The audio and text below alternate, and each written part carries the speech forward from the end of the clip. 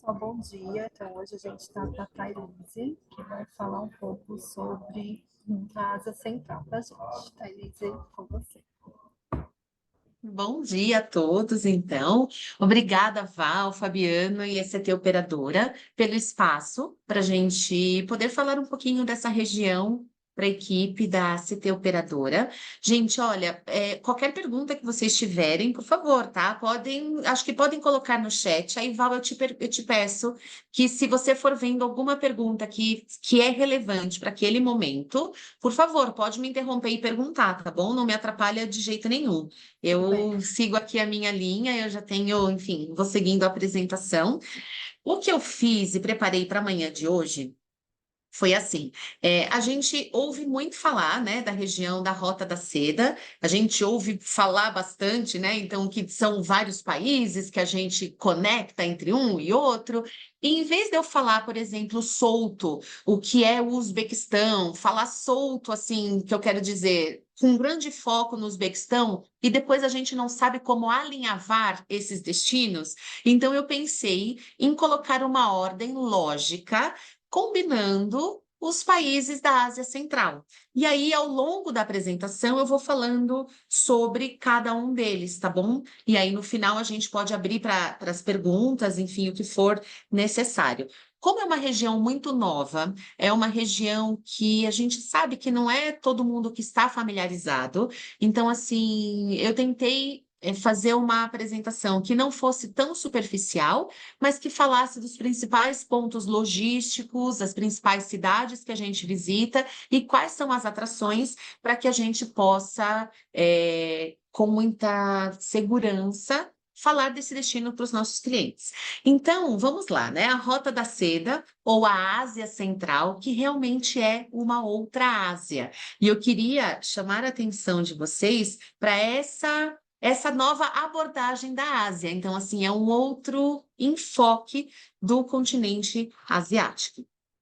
Então, bom, primeiro, tem bastante texto, gente, não precisa ler, não, tá? Isso aqui vai ficar com vocês, por isso que eu coloquei esses tópicos assim, porque eu acho que é uma consulta rápida.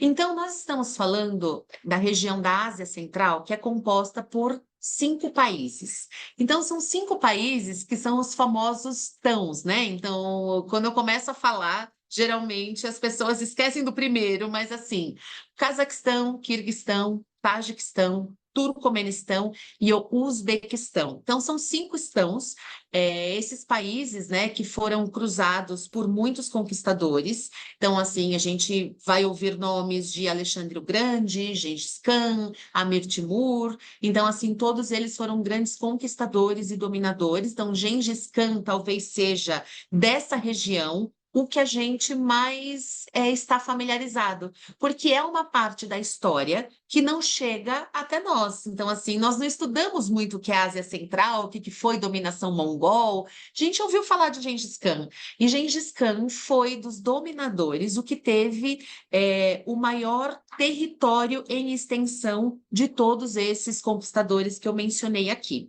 Todos esses países, eles fizeram parte do Império Russo, então eles posteriormente formaram a União Soviética. E quando caiu a União Soviética, que foi em 1991, que esses países começaram a buscar, a rebuscar, né? Então, assim, a reencontrar a sua identidade própria.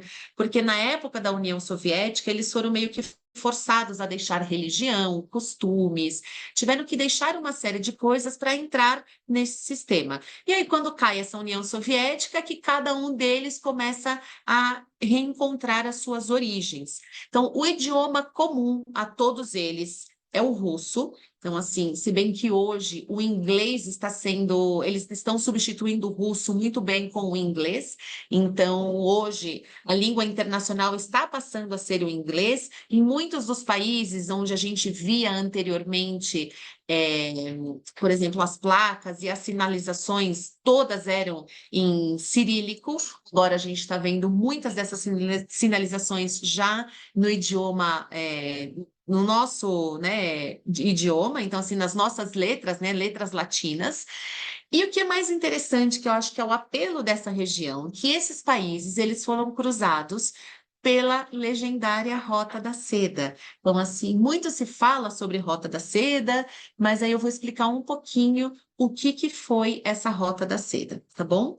Então, aqui, primeiro o mapa para a gente se localizar. Então, a Rota da Seda foi essa extensão, né, de caminhos. Na época não eram estradas, então a gente pode imaginar. Então, caminhos que ligavam a cidade de Xi'an, na China, então estamos falando aqui da China, e ligava todo que era essa parte oriental até a Europa. Então, olha só, gente, aqui onde está hoje a Turquia, e mais para cá ainda, enfim, chegando a Veneza, na Itália. Então, era uma rota muito extensa. Era uma rota que ela cruzava todos esses países e ela seguiu ativa até o século XIII, final do século XIII, porque a partir do século XIV, as rotas marítimas foram descobertas. Então, a gente está vendo aqui que esse pontilhadinho eram as navegações. O que acontece é que os mercadores, eles descobriram que fazer todo o caminho para o mar, por mar, contornando os continentes, era menos arriscado do que fazer toda essa travessia no lombo do camelo, porque era assim que essas caravanas cruzavam desertos, montanhas, enfim, regiões bastante adversas. Então, como que era feita essa travessia? Cada caravana era responsável por um trecho. Então, assim, aonde essas caravanas paravam, as cidades eram estabelecidas. Então, assim, eram como se fosse uma maratona de revezamento, só para a gente conseguir ter a imagem. Então, assim, dizem que a única pessoa que fez de ponta a ponta essa Rota da Seda foi Alexandre o Grande. Na verdade, porque ele acabou ficando amigo do Khan, então ele conseguiu ver toda a extensão de ponta a ponta. Há muitas convergências e divergências sobre essa história da Rota da Seda e muitas lendas que são contadas quando nós estamos fazendo essa viagem à Ásia Central. Então, primeiro, né, os países que formam a região, e aí eu coloquei aqui em uma ordem que fica lógica quando nós combinamos entre eles. Que a gente pode imaginar, são 5 países, e esses 5 países têm um número grande de combinações possíveis. Então, o que eu estou colocando aqui para vocês é um itinerário bem resolvido, incluindo os 5 países da Ásia Central, tá bom? Qualquer pergunta, gente, por favor. Estou vendo aqui que tem o chat. O chat é o bom dia a todos. Então, aqui está essa ordem, que eu acredito que seja uma ordem bem resolvida. Então, por exemplo, podemos chegar pelo Cazaquistão, cruzamos ao Quirguistão, e aí nós temos Uzbequistão e Tajiquistão meio que junto, e podemos terminar com uma extensão ao Turcomenistão. Mas como que a gente faz isso? Então, vamos lá. O Cazaquistão, ele é interessante como um país de start, né, de começo da viagem, porque muitos voos internacionais acabam chegando tanto em Astana como em Almaty. Então, as companhias aéreas do Oriente têm bastantes conexões e opções para esse local. Tanto a Turkish Airlines, tanto Emirates, enfim, Qatar, a gente tem algumas opções que podem ser combinadas para chegar aqui no Cazaquistão. Então, primeiro, o Cazaquistão, ele tem uma herança cultural rica, porque ela faz uma mescla. Essa região é muito mesclado de todas essas caravanas e mercadores que passaram. Mas aqui especificamente nós temos influências turcas, persas, mongóis, russas, que é um caldeirão mesmo. Então aqui nós visitamos Astana, que é a capital do país, então assim fica no norte do país. Ela está bem longe de Almaty, que é a maior cidade do país, que fica no sul. Eu vou mostrar para vocês as duas. Mas o Cazaquistão, ele é o 9º maior país do mundo e da região é o país que, como que eu posso dizer, seria talvez o mais rico, porque tem grandes reservas de petróleo.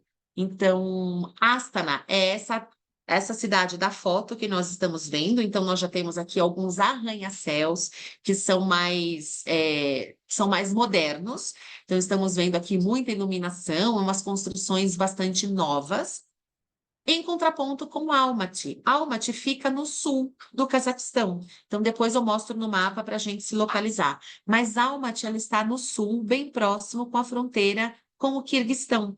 Então, ela é das cidades mais antigas do Cazaquistão. Aqui nós já temos uma arquitetura que mescla já, por exemplo, uma arquitetura bem soviética. Então, Almaty tem esse misto de modernidade, de autenticidade e um pouco dessa era soviética, mas é um vibrante centro cultural e econômico. Então, bem próximo a Almaty, estão algumas. Na verdade, dá para ver aqui nessa foto que tem essa montanha de fundo, que tem uma estação de esqui. Então, na época já de neve, nós conseguimos fazer também algumas combinações com a experiência de esqui. E aqui a gente está vendo um teleférico que leva do centro de Almaty até essa região dos esquis. Do Cazaquistão para o Quirguistão, então a gente faz essa travessia por terra, porque eles têm fronteira terrestre. Aí você vai me dizer, ai, Thay, mas a gente vai visitar no Cazaquistão só o que é Almaty e Astana? Tudo vai depender da extensão que nós temos de viagem. Então, assim, quando é um combinado por 5 países, nós precisamos fazer a viagem um pouquinho mais concisa em cada um desses países. Então, assim, tem mais coisas para fazer no Cazaquistão? Tem. Lembra que eu estou falando que é o nono maior país do mundo. Então, nós podemos fazer outras combinações mais naturais. Então, no Cazaquistão, a gente consegue fazer trekkings, tem uma região natural de montanhas coloridas muito bonitas, lagos. Então, assim, é um país que, se nós quisermos, nós podemos ficar no Cazaquistão 15 dias direto. Então, assim, como não é o caso, né? Geralmente as viagens têm aí uma extensão de 20 dias, 22 dias, quando nós estamos combinando os 5 países. Então, a gente acaba fazendo uma leve. A gente acaba fazendo o que é um resuminho, né? Então, assim, com Almaty e Astana, a gente já consegue incluir o que é o Cazaquistão. E aí, por terra, cruzamos ao segundo país, que é o Quirguistão. Então, mais ou menos 1h30, 1h40 de estrada, até que a gente consegue fazer essa travessia. Essa fronteira do Cazaquistão para o Quirguistão é uma fronteira muito tranquila, então por isso que não perde muito tempo em trâmites, é uma fronteira que a zona neutra entre os países tem eu acho que não chega a 100 metros, então assim é muito cômoda. Posso fazer voado? Também posso fazer voado, mas como é um caminho bastante curto, nos itinerários a gente acaba colocando ele por terra, tá bom? E aí o Quirguistão, né? Começando nesse país, que eu diria que ele é talvez dos que mais sentiram a queda da União Soviética, porque foi um país que talvez até hoje esteja buscando onde que é o lugar dele, não, qual é a principal atividade do Quirguistão. Então, assim, eles trabalham muito com a mineração, mas foi um país que ficou menos desenvolvido depois desse processo todo da ruptura da União Soviética. Mas é um verdadeiro tesouro escondido na Ásia Central, porque ele encanta com a beleza natural e também essa herança cultural dos nômades e todas essas civilizações que ali passaram. Então, o que que nós visitamos no Quirguistão? É a capital, Bishkek, que é essa que nós estamos vendo aqui na foto, no cantinho inferior direito. É um oásis urbano, então mistura realmente o passado e o presente. A gente vê uma mescla de modernidade e edifícios soviéticos. E ali, Bishkek é o ponto de partida para que a gente consiga visitar os vales.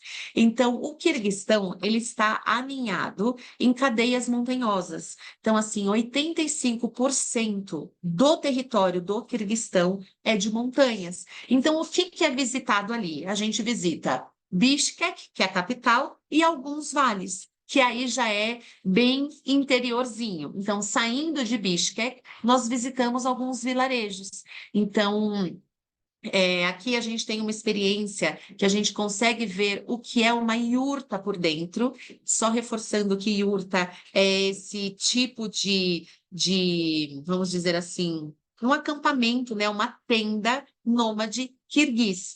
Então, assim, as iurtas até hoje são muito encontradas no Quirguistão, em vários locais, do país, porque até hoje muitas pessoas acabam vivendo em estado de seminomadismo, o que quer dizer que nas épocas do verão, onde as temperaturas são mais amenas, as famílias colocam as suas iurtas no carro e encontram um lugar bacana para poder montar essa tenda e passar alguns meses no verão. Então, assim, muitas vezes na estrada, nos deparamos com essas iurtas e nós organizamos algum tipo de vivência com esses locais, que não é uma iurta turística. Então, assim, eu quero que vocês percebam que é um local onde a pessoa local está mesmo vivendo ou está passando alguns momentos ali ou alguns meses. Então, ela oferece um chá com alguns bolinhos, algumas coisinhas assim. A gente pode até organizar almoços. Claro que aí a gente tem que saber que é um almoço muito mais rudimentar, porque é de acordo com as condições locais onde essa iurta foi montada. Geralmente é um contraste muito interessante fazer a combinação Cazaquistão, passar ao Quirguistão, porque a gente vai vendo como que é a realidade de cada um desses países, tá bem? Do Quirguistão, a gente voa para o Uzbequistão. Então, o Uzbequistão, ele, eu diria que dos países, dos 5 países da Ásia Central, é o país que mais bem conservou os seus monumentos. Então, assim, é o país onde nós conseguimos ver essas cidades, desde a época da Rota da Seda, muito bem preservadas. É o país onde nós visitamos mais cidades, porque tem mais estrutura para o turismo do que os outros países. Então, assim, ele está situado no coração da Ásia Central. Então, assim, nós olhamos naquele primeiro slide onde estava o Uzbequistão, e eu vou voltar a colocar o mapa, depois de explicar um pouquinho essas cidades, para que a gente se localize. Mas ele está no coração da Ásia Central e bem no eixo de intersecção dessas rotas que cruzavam o continente na época da Rota da Seda. Então, aqui nós temos desde cidades modernas, como é Tashkent, a capital, como cidades mais antigas, cidades mais tradicionais mesmo, como é Samarcanda, Bukhara, Khiva, que já entram numa atmosfera mais oriental, tá bem? Então, vamos seguir aqui para essas cidades. Então, Tashkent é uma cidade que mistura mesmo o antigo e o moderno. Nós temos avenidas bem amplas, bem assim, arborizadas. É uma cidade que surpreende, porque quando chegamos a Tashkent, não temos ideia dessa magnitude toda. De todas as capitais da Ásia Central, Tashkent é a maior. Então, aqui nós temos tanto esse lado moderno, como estou mostrando para vocês, como também temos um lado mais tradicional. Temos museus, galerias de arte, monumentos históricos, e acaba que nós fazemos a gente transita entre o antigo e o moderno. Então, visitamos aos principais monumentos que são muito tradicionais de cidades que foram estabelecidas nessa época, que tem monumentos como madraças, aí eu vou falar um pouquinho desses nomes, que a gente começa a ser introduzido na Ásia Central. Então, madraças, que são os centros de estudos islâmicos. Essa daqui, por exemplo, da foto, é uma madraça. Vamos conhecer também alguns caravansarais, que são os pontos de parada das caravanas na época da Rota da Seda. Eram como pousadas, aonde os mercadores, né, todos esses viajantes paravam para descansar os animais, para cozinhar, para descansar eles mesmos, para trocar algumas mercadorias. Então, assim, olha só que ponto interessante. Quando essas caravanas paravam nesses caravansarais, era um momento onde eles conseguiam também praticar a sua religião. Então, existem caravansarais em toda essa região da Ásia Central que têm indícios da religião hindu, porque eram mercadores que passavam pela região da Índia e paravam aqui. Então, de outras religiões, e aí já estamos falando de séculos um pouquinho mais avançados, muçulmanas, zoroastras, que era a religião, enfim, dos persas. Então, era realmente um polo rico cultural. Também. Então, só para a gente ter uma ideia de todo esse caldeirão que nós estamos trabalhando. Aí, bom, de Tashkent, a gente consegue ir até o Vale de Fergana. O Vale de Fergana é o local mais fértil. Então, assim, o Uzbequistão, estando no meio da Rota da Seda, ele é um país muito desértico, onde as cidades, elas são grandes oásis. Só que Fergana não. Fergana é o contraponto disso tudo. Fergana é um vale fértil, verde, com árvores, é onde eles cultivam as amoreiras e é onde eles cultivam o casulinho da seda, justamente para extração desse tecido. E aqui também é onde eles fabricam muito da cerâmica nacional. Tudo que a gente vê de cerâmica, por exemplo, nas lojinhas em Bukhara, Samarcanda ou em Khiva, são produzidos aqui em Fergana. Então, muitos dos monumentos também são todos, vamos dizer assim, adornados com esses azulejos pintados à mão ou então mosaicos que são produzidos nesse local. Por isso que a gente gosta bastante de colocar o Vale de Fergana para entender como é produzido todo esse adorno que decora as outras cidades. Aí, gente, o Tajiquistão, ele é um país que nós fazemos um parênteses de visita quando estamos no Uzbequistão. Por quê? Porque a gente cruza por terra ao Tajiquistão, fazemos essa visita ao Tajiquistão e retornamos ao Uzbequistão. Então, aí, de ônibus, a gente consegue cruzar, de ônibus, ou enfim, o veículo que os nossos clientes estiverem, se é um grupinho ônibus, um micro-ônibus, uma van, ou um veículo sedã, enfim, a gente atravessa para o Tajiquistão. Ele tem paisagens muito parecidas como que é o Quirguistão. Só que ele tem um plus, tem muitos monumentos. Então, além do que são as montanhas, essas cidades de vale, a gente também tem a capital, que é uma mistura de tradições e influência soviética, e também alguns monumentos da época da Rota da Seda. Então, o Tajiquistão acaba sendo uma extensãozinha de 2 dias ou 3 dias, assim, do Uzbequistão. Duxanbe, que é a capital, então ela é marcada por avenidas arborizadas, edifícios históricos, é também uma cidade que respira, é uma cidade surpreendente.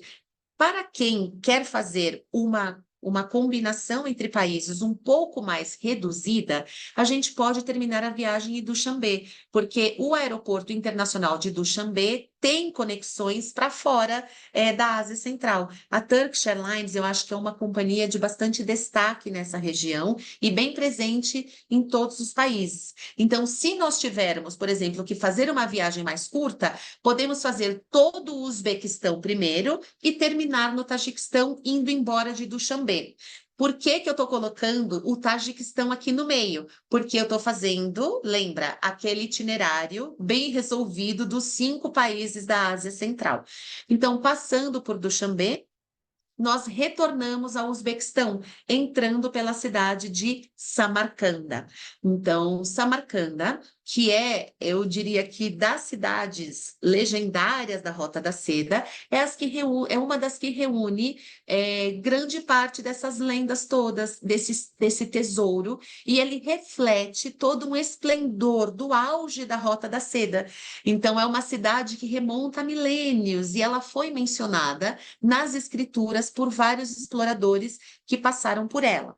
Então, Samarcanda, ela é um local onde muitos cientistas, astrônomos acabaram se desenvolvendo, ou então desenvolvendo as suas teorias. Então, tem pensadores, por exemplo, Avicena, que também foi um médico muito famoso, que ele era dessa região de Samarcanda. Também Samarcanda foi o local aonde desenvolveram um observatório astronômico que foi possível contar a duração dos dias e do ano mais próxima do que é o que nós temos hoje. Então, assim, tem muitos feitos científicos de estudiosos que moravam em Samarcanda nesse momento. Então, assim, ela é muito famosa por monumentos como essa praça que nós estamos vendo aqui em cima, se chama Praça Reguistã. Então, é um complexo de madraças. Lembra que eu falei no comecinho? Madraças que são os centros de estudo islâmico, é onde as pessoas elas iam para aprender o Alcorão, né? Então, assim, eram escolas mesmo. E até hoje, muitas delas funcionam como escolas. tá? Então, aqui tem a Praça Reguistã, aqui a foto do Observatório Astronômico, e nós temos também aqui um cemitério, que ele é bastante importante para a religião islâmica, porque é aqui que está enterrado o sobrinho do profeta Maomé. Então, ele é um local de peregrinação. Então, nós já vamos falar um pouquinho da religião, gente, mas como eu falei de peregrinação, eu acho importante frisar que alguns dos países da Ásia Central, eles são muçulmanos, né? Então, eles têm essa característica, porque desde o século VII houve essa islamização dos países. E o que que acontece? São países muçulmanos, mas que nós não sentimos essa islamização. Então, assim, não existem chamadas para oração, não é obrigatório o uso de véu. Então, assim, é um contraponto interessante com um país vizinho da região, que é o Irã. Então, no Irã, existe toda essa questão de que mesmo as mulheres turistas estrangeiras têm que cobrir o cabelo.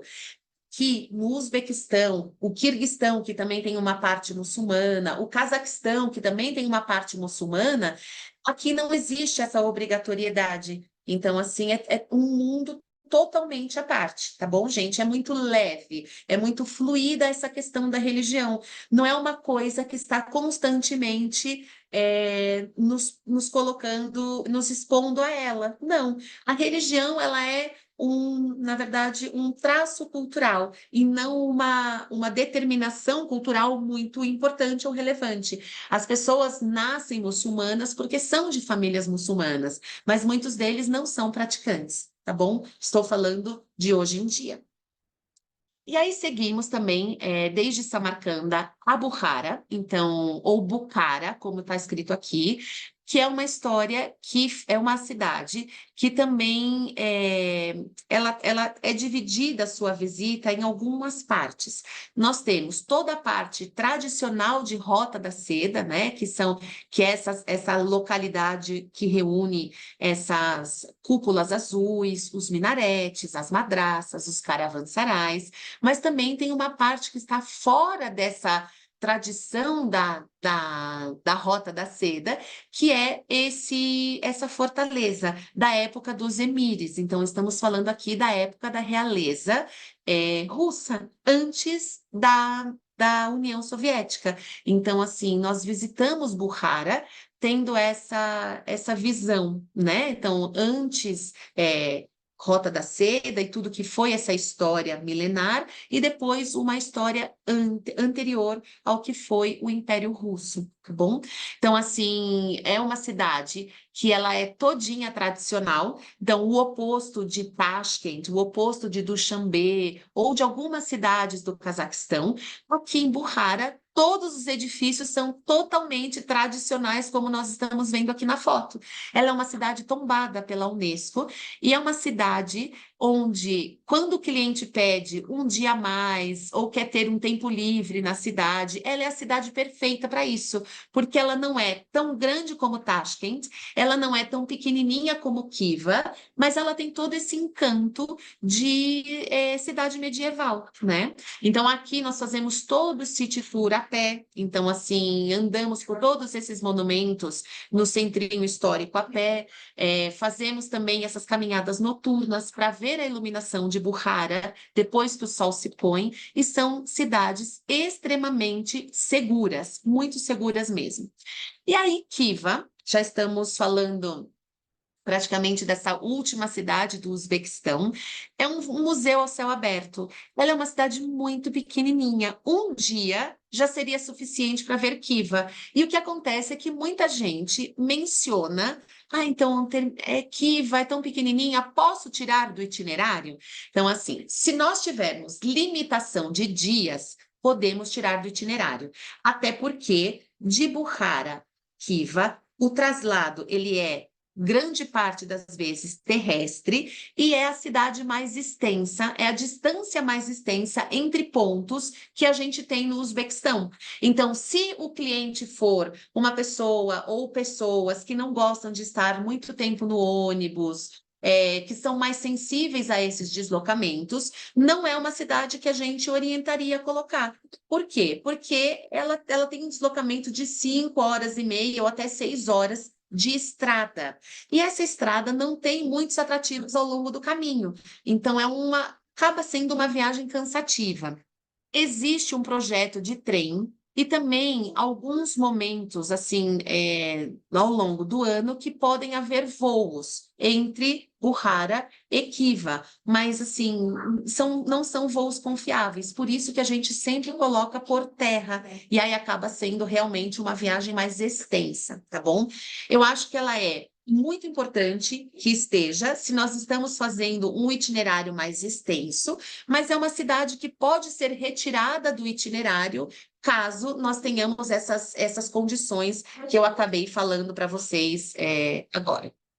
Então, olha só para que a gente possa localizar essas cidades no mapa e entender quais são esses deslocamentos. Então, aqui está o Cazaquistão, que foi o país que nós começamos a nossa viagem. Então, sendo que Astana está para o norte, mais acima ainda de onde está essa bolinha azul. E Almaty, que está aqui mais ao sul, bem próxima à fronteira do Quirguistão. Então, essas duas cidades foram visitadas. Quirguistão está aqui, olha, gente. Então, por isso que eu disse que ele é muito fácil. De Almaty, a gente cruza a Bishkek e depois visita os vilarejos que estão em volta do lago Issyk-Kul. Então, daqui de Bishkek, voamos a Tashkent. E aí chegamos no Uzbequistão, que é esse país aqui que está no coração da Rota da Seda. Então, de Tashkent, nós começamos por Fergana, depois viemos a Samarcanda, Bukhara e Khiva. Então, só para a gente ter uma ideia de qual foi esse itinerário no Uzbequistão, tá bom? Esse itinerário no Uzbequistão, nós precisamos de 9 noites, 8 a 9 noites, para poder fazer essa viagem completa, tá? Por que que a gente colocou o Tajiquistão no meio? Olha só, gente. Então, Fergana. Então, a gente entra no Tajiquistão, que está aqui o país, visitamos Duxanbe e voltamos a Samarcanda. Por isso que eu disse para vocês que esse itinerário ele é muito bem resolvido, porque a gente consegue pôr os 5 países, né, da Ásia Central, combinando bem o que é fronteira voada, fronteira terrestre, e vocês conseguem entender como que a gente transita de um país para o outro, tá bom? Só está faltando um, né, gente? Eu falei 5 países, mas está faltando o Turcomenistão. Só vou voltar ao mapa mais uma vez para que a gente possa ver, então, como que nós visitamos o Turcomenistão. Quando nós estamos fazendo, colocando ele como uma extensão, e aí eu vou explicar o porquê que pode ser uma extensão, a gente terminou a nossa viagem no Uzbequistão em Khiva, certo? Que é essa fronteira que está muito próxima ao Turcomenistão. Então, de Khiva, nós entramos via terrestre ao Turcomenistão e fazemos uma meia-lua. Nós podemos visitar aqui, ó. Então, a gente tem aqui nessa região Darvaza, vou mostrar o que é Darvaza, Ashgabat, que é a capital, temos Mari e Turcomenabad. Então, quando nós fazemos essa extensão, a gente pode terminar saindo por Ashgabat, que é a capital, ou a gente pode terminar em Bukhara. A gente entra em Khiva, faz essa meia-lua visitando o Turcomenistão e voltamos a Bukhara e podemos voltar assim, o voo internacional saindo de Bukhara, porque a Turkish também voa a Bukhara. Então, essa viagem ao Turcomenistão, a gente deixou para o final, porque a gente termina em Ashgabat e sai do país, já saindo da região, voltando já para os nossos destinos de origem, tá bem? Então, assim, ele foi pensado dessa maneira. Então, aqui, o Turcomenistão. O que existe no Turcomenistão e por que atrai tanto essa atenção dos clientes que desejam ir?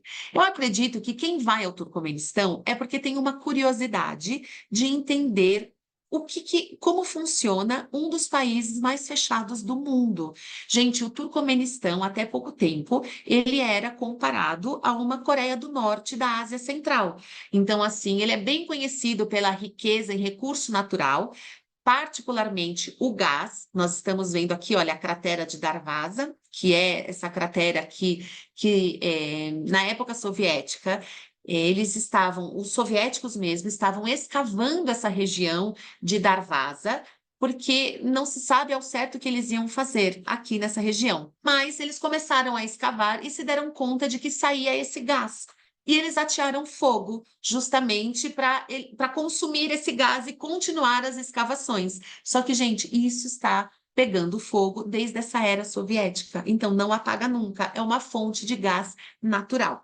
Na cratera de Darvaza, nós costumamos chegar mais próximo do fim da tarde, para que a gente possa ver essas nuances do entardecer, o pôr do sol e o anoitecer, porque a cratera ela vai mudando a sua intensidade ao longo do dia, né? Então, assim, no pôr do sol é uma coisa, quando o sol se põe é outra coisa, quando a noite cai, ela é uma coisa assim impressionante, porque fica um neon mesmo no meio do deserto. É muito curioso. Então, assim, é um país bastante fechado, é um país que nós visitamos cidades pontuais, porque fora dessas cidades não tem o que ver, então é mesmo Darvaza, é mesmo Ashgabat e Mari, que são as principais cidades para se visitar no Turcomenistão. Vamos falar um pouquinho de algumas informações úteis para essa viagem. Então, assim, o visto.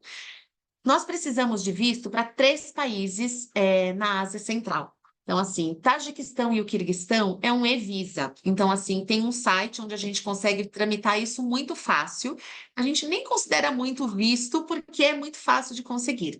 O Turcomenistão é o país que leva mais dias para conseguir esse visto. Então, nós pedimos pelo menos 30 dias para a tramitação desse visto, tá bom, gente?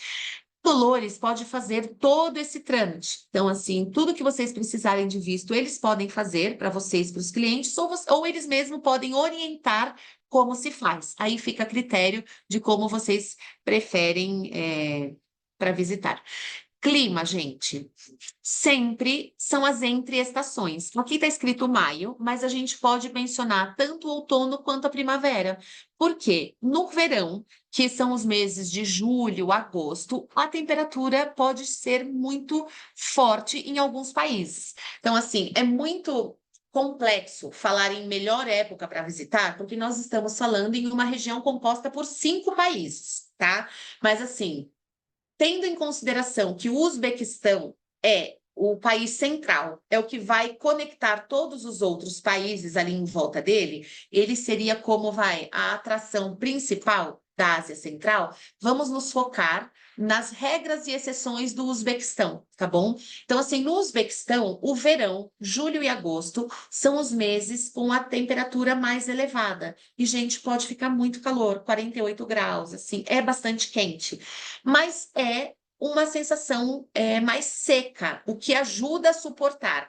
Mas assim, já que nós estamos falando de viagens mais planejadas, por que não planejar uma viagem fora dessa época? Então, assim, o inverno também é uma estação que pode ter bastante neve. Então, pode ser que atrapalhe a visitação. Então, assim, não são frios extremos, nós estamos falando aí de temperaturas próximas a zero, mas é uma condição climática que pode, sim, interferir no ânimo dos visitantes. Então, assim, extremo verão e extremo inverno, a gente evita. Tudo que está entre verão e inverno, perfeito. Maio é um excelente mês, abril é um excelente mês, setembro, mais para o final, e outubro também são excelentes meses para visitar. E aí nós entramos nos microclimas de cada país. Então, lembra que eu disse que o Quirguistão é muito montanhoso? Então, ele tem um clima muito típico de montanha. Então, até no verão, por exemplo, o mês de junho, que já é mais quente no Uzbequistão, no Quirguistão é mais ameno. Então, a gente precisa sempre levar um corta-vento, uma jaquetinha para quando a gente visita o Quirguistão. Então, assim, existem essas particularidades entre um país e o outro, tá bem? Vestimenta, são países tolerantes e moderados, todos eles. Então, assim, nós vemos uma mescla de islamismo com ortodoxismo, e a religião ortodoxa dessa muito característica aos países ex-União Soviética.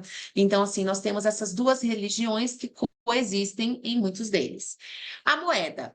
Cada país tem a sua moeda específica. Então, assim, ai, tá muito complicada essa viagem. Não é, gente, olha só, a gente viaja com dólar ou euro. Muito importante que as notas, principalmente de dólar, sejam recentes. Então, assim, a gente está falando de pelo menos a partir de 2006. Por quê? Porque esses países eles não aceitam trocar a moeda se o dólar é muito antigo, porque eles não conseguem trocar para a moeda deles. Então, dólar recente, a partir de 2006, ou euro, e aí em cada país nós orientamos os clientes a ir trocando um pouquinho da moeda. Então, no Uzbequistão, a moeda é o som.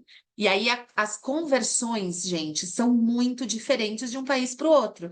São mundos diferentes. Então, assim, no Uzbequistão é o som, e aí a gente vê aqui a conversão. $1 são 12 mil sons. No Tajiquistão é o somone. $1 são 10,9 somones. No Quirguistão no Cazaquistão é o tenge. Então, $1, 480 tenguês. E no Quirguistão é o som quirguiz. $1, cerca de 90 som. Mas, gente, a gente não precisa gravar nada disso. Então, assim, a gente tem que saber que primordial são 5 países em que cada um deles tem a sua moeda própria. Eu preciso levar dólar recente ou euro, e lá no país, o meu guia vai me orientar a trocar o dinheiro de acordo com o que eu preciso para cada país.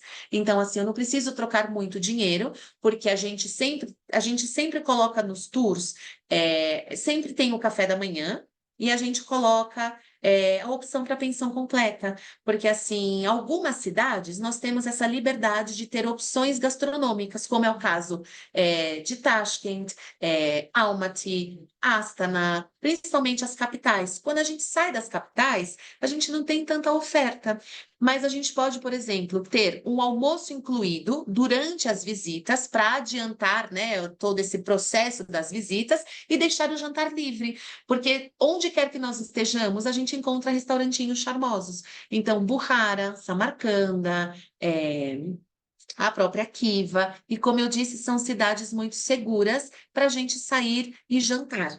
Então, assim, a gente vai encontrar, talvez, um pouco de dificuldade no inglês. Então, assim, quando eu saio sozinha para esses locais, eu tenho que me comunicar em inglês, e é um inglês muito básico, tá bom?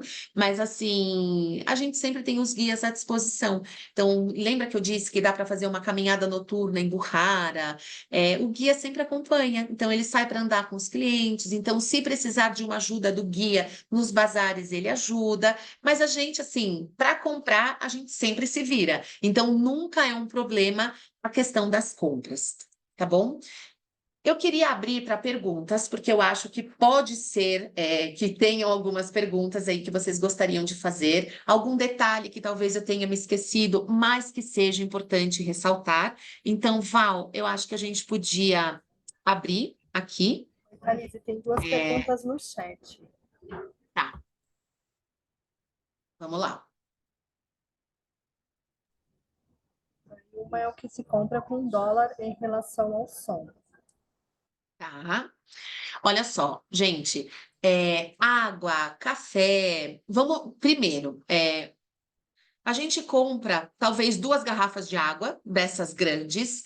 O café vai ser talvez por volta ali de $1, $1,50. A questão das comidas, então, assim, não são destinos caros. Eu acho que, acho não, o mais caro é o Cazaquistão, que é o país que é mais desenvolvido, assim, em questão, por conta do petróleo mesmo, é até um país muito visitado por viagens de negócios, empresários do petróleo que acabam subindo um pouco o que é o preço.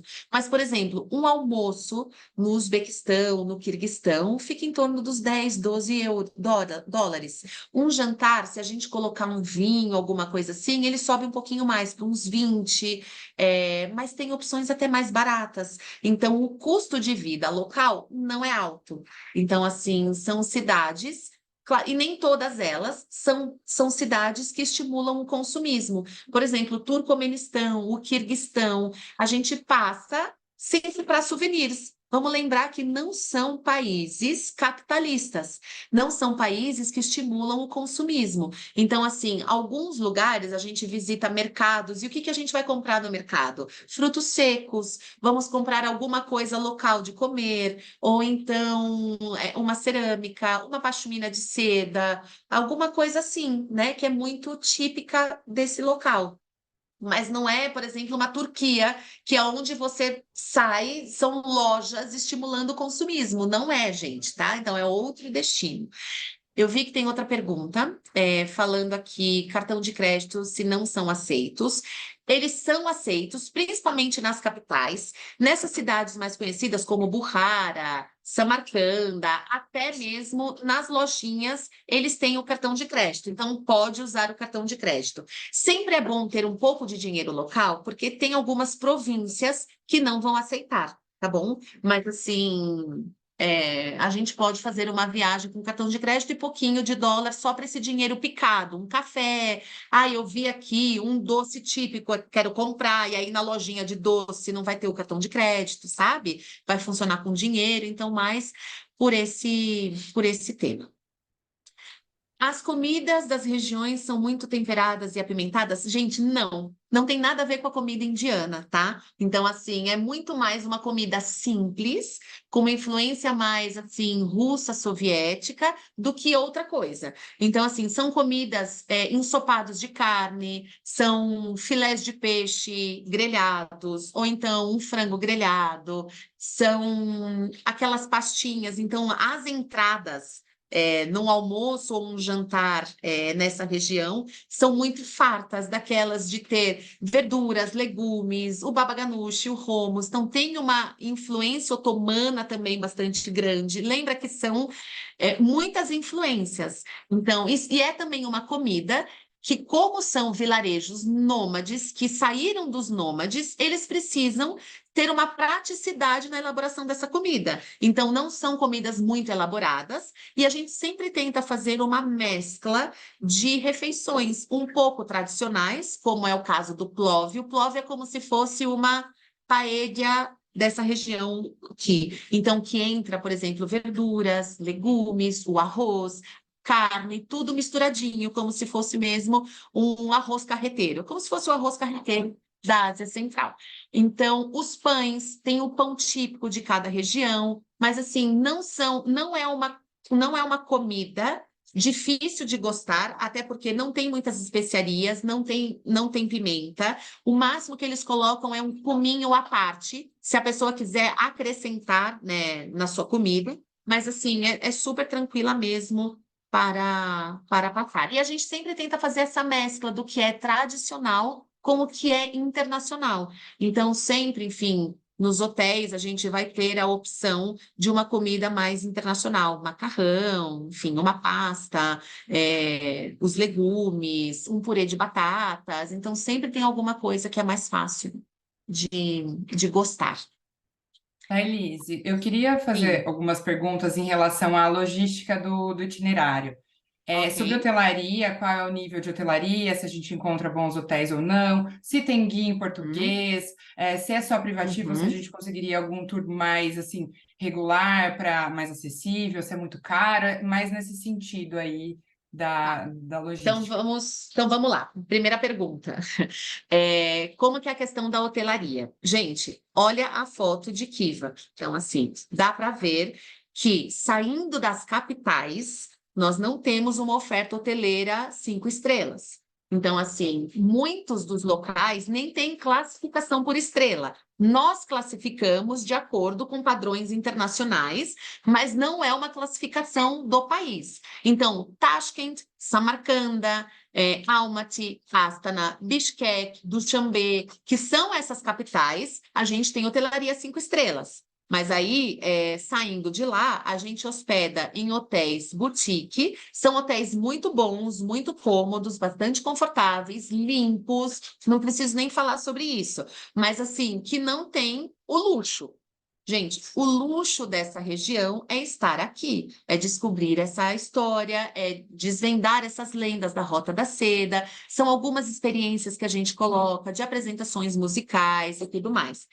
tudo nas nossas cotações, a gente já sugere quais são os melhores hotéis. Também não existe uma oferta hoteleira muito grande, porque nós estamos falando de um local que não é para o turismo ativo, tá bom? Então, sempre, e assim, o que acontece é que quando o cliente chega na Ásia Central, ele já se remete automaticamente para a realidade que ele está. Ele sabe que dali não tem como extrair muito mais hotelaria de luxo. Muitas cidades são tombadas, patrimônio Unesco, portanto, eu não posso construir nada que vai interferir nessa visão que eu estou vendo aqui, tá bom? Então, assim, eu acho que é importante a gente ter isso em mente. Eu não vi quem fez a pergunta, gente. Eu estava com a tela aqui Fui eu, compartilhando. Angélica. Angélica, você falou do hotel, você falou de que mais, por favor? Se você tem guia em português ou como que Sim, funcionam os olha só. guias e trajetos. Antes da pandemia, nós tínhamos uma oferta de guias em português mais elevada. Então, assim, no Uzbequistão, nós conseguimos guias em português, tá? Então, assim, é um país que tem uma maior estrutura. Nos outros países, o máximo que a gente consegue é guia em espanhol. Mas o que nós estamos enfrentando é, se não é feita uma reserva com muita antecedência, isso eu estou falando para individuais, tá bom? Para grupos é outra coisa. Para individuais, que a gente, às vezes, a gente tem recebido ultimamente algumas solicitações de última hora para individuais. Última hora para a Ásia Central, eu estou falando para daqui 1 mês, para daqui 2 meses. E o que que acontece? A agenda dos guias já está comprometida. Então, eu não tenho tantas opções de guias em espanhol, em português, menos ainda, para conseguir para uma reserva de última hora.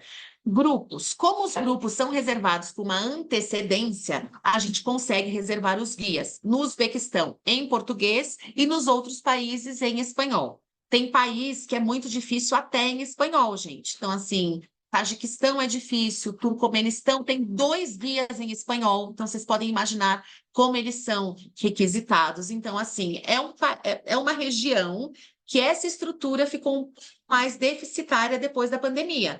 Então, assim, a gente precisa ter essa paciência e essa flexibilidade com a questão dos guias, tá?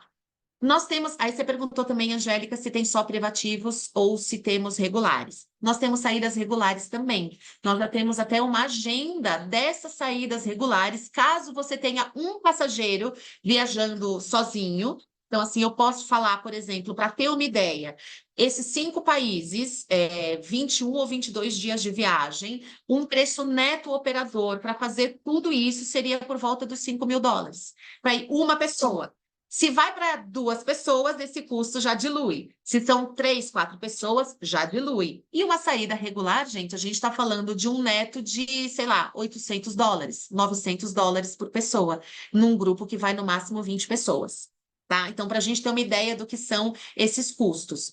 Um privativo por esses países todos aí, já com o aéreo, com todos os passeios, com o guia, o motorista, 21 dias de viagem, nos melhores hotéis, sai isso que eu disse para você, tá bom?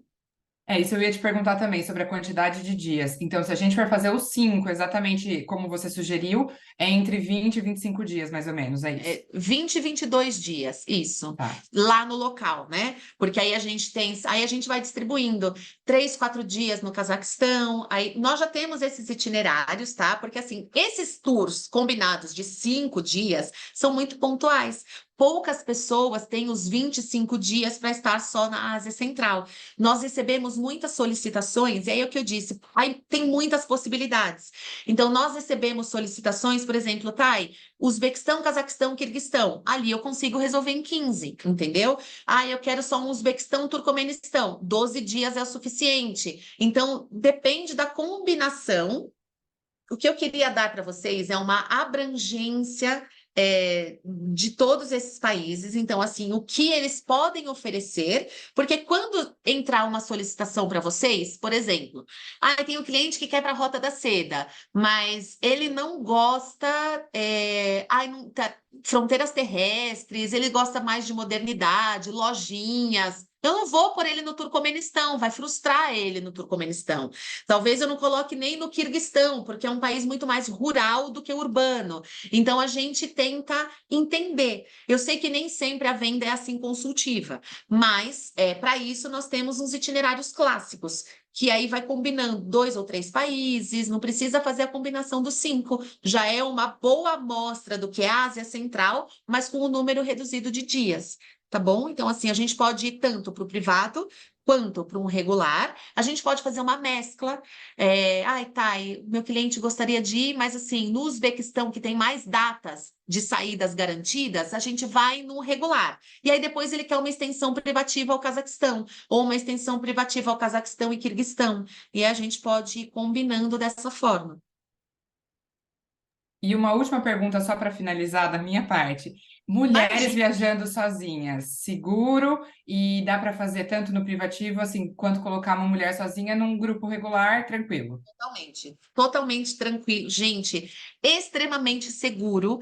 Não é um país que tem assédio, nem assédio de vendedores, nem olhares, nem nada disso. Tem muitos países orientais que as mulheres se sentem um pouco incomodadas, né?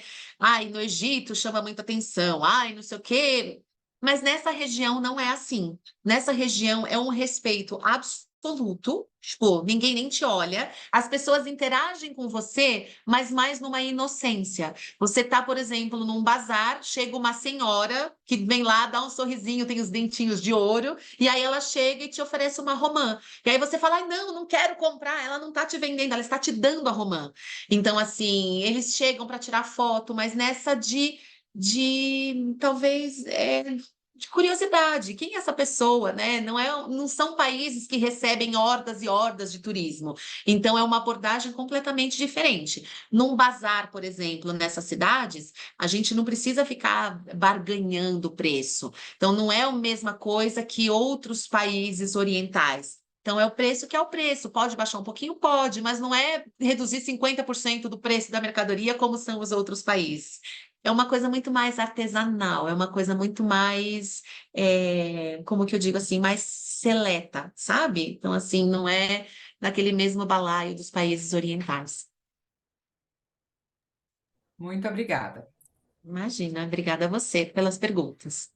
Quem tem uma dúvida, lembrando que já tem no site da CT alguns roteiros como referência, algumas extensões também, tá? Sim, tem uma pessoa que falou aqui, a Cláudia, que esteve no Irã e amou a comida. Se for parecida, deve ser sensacional. É bem parecida, mas tem uma característica muito local. Mas vamos lembrar, né, gente, que é uma região que foi cruzada por muitas influências, então a comida vai ter muita influência. Então, sim, tem partes que parecem com a comida do Irã, tem partes que parecem com uma comida russa, tem partes que parecem com uma comida mongol. Então, assim, é interessante. Então, essas mesclas, por exemplo, de usar uma castanha na comida, usar um pouco de frutos secos, também acontecem. Uma salada com tempero de molho de romã pode acontecer também. Então, assim, é uma gastronomia bastante ampla. Não sei se tem mais alguma pergunta. Tem aqui, pera. Mais Então, o alguma? Fábio Ah, tá aqui. mandando Foi o link. o link. A gente vai começar a soltar. A gente já preparou um roteirinho. E para a próxima semana a Val vai soltar mais alguns, que são os roteiros básicos que a gente está fazendo. Então, a gente vai criando esses roteiros e eu vou informando os agentes de viagens, tá? Tá. Eu queria falar só uma ressalva sobre fronteiras, né? Eu estava dizendo que entre o Cazaquistão e o Quirguistão é uma fronteira muito tranquila. Quando a gente faz a fronteira do Uzbequistão para o Turcomenistão, lembra, o Turcomenistão é aquele mais restritivo. A fronteira também é mais restritiva. Então, é uma fronteira criteriosa, que eles vão olhar, vão passar mala por mala no raio-x, eles vão pedir para abrir algumas malas. Tem algumas coisas que são controladas de entrar no Turcomenistão, por exemplo, o cigarro não entra. Então, assim, é uma coisa, é um país, gente, bem ditador, tá? O Turcomenistão é muito ditatorial. Então, assim, não pode entrar cigarro. Por quê? Porque não. É determinação do presidente que não pode entrar cigarro, mas a vodka pode. Então, assim, em toda refeição tem o shotzinho de vodka. Então, assim, não tem uma lógica muito grande. Então, tem alguns medicamentos que são controlados. Então, se tem algum cliente que visite essa região e que faça uso contínuo de medicamento, tem que viajar com a receita. Então, assim, são alguns detalhes que parece que a gente volta no tempo no turismo. Então, lá nas antigas, tá? Então, isso a gente tem que orientar também o cliente. gente, eu já fiz fronteira Uzbequistão-Turcomenistão, que foi rápida, e já fiz fronteira que eu peguei um grupo entrando nessa fronteira que eles inspecionaram um por um do grupo e eu fiquei 3 horas na fronteira esperando, entendeu? Para passar dessa fronteira. Então, assim, se nós tivermos clientes que talvez tenham um pouco de dificuldade de entender essas particularidades culturais e diplomáticas, a gente elimina a fronteira terrestre. Vamos fazer por voo, sabe? E aí a gente muda um pouquinho a logística. Então, que vocês tenham em mente que, assim, nada é tão fixo que a gente consegue ter algumas alternativas, claro que de acordo com as limitações locais, né? Porque existem essas limitações estruturais. Acho que é isso, então, né? A gente vai mais alguma pergunta, né? Mas, Thalita, Não muito sei, Fábio, quer obrigada. perguntar alguma coisa? Abriu o microfone. Não. Tô preparado aqui para um tchau. Ah, então E tá sua bom, explicação gente, foi olha. muito boa, muito clara, deu para dar uma viajada com você e abrir a mente, exatamente isso. Não tem como você falar tudo sobre todos esses Não países dá, numa hora gente. conversando. Mas a gente vê as possibilidades, a gente vê que tipo de cliente a gente tem perfil para ir para um lugar como esse, que tipo não tem perfil. Foi muito bom mesmo. Muito obrigada. Que bom, gente. Qualquer pergunta, olha, eu estou super à disposição. Vocês têm, vou colocar no chat o meu WhatsApp. Eu não sei se vocês já têm, mas eu vou colocar aqui. Ou a Val também pode mandar para todo mundo os meus contatos. O Instagram da Nau, se vocês quiserem seguir, nau.br. E a gente vai falando qualquer pergunta, meu e-mail também. E aí, sim, se vocês tiverem qualquer pergunta, nós temos também os WhatsApps do pessoal da Dolores. Claro que a gente tem uma diferença horária bastante grande, mas hoje nós estamos trabalhando também com a Natália. Ela fica sediada em Moscou, então ela está com um horário mais próximo do nosso. Então, todo o suporte operacional, de logística que vocês precisarem, nós temos um horário mais próximo. E a Natália é bastante ágil e rápida em responder. Então, esse atendimento pode ser bastante rápido se vocês precisarem, tá bom?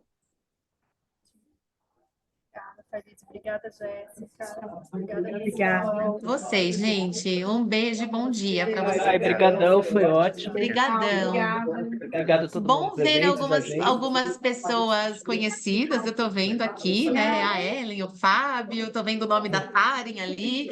Gente, obrigada. Tchau, tá. Tchau, Tchau, gente. gente. Obrigado.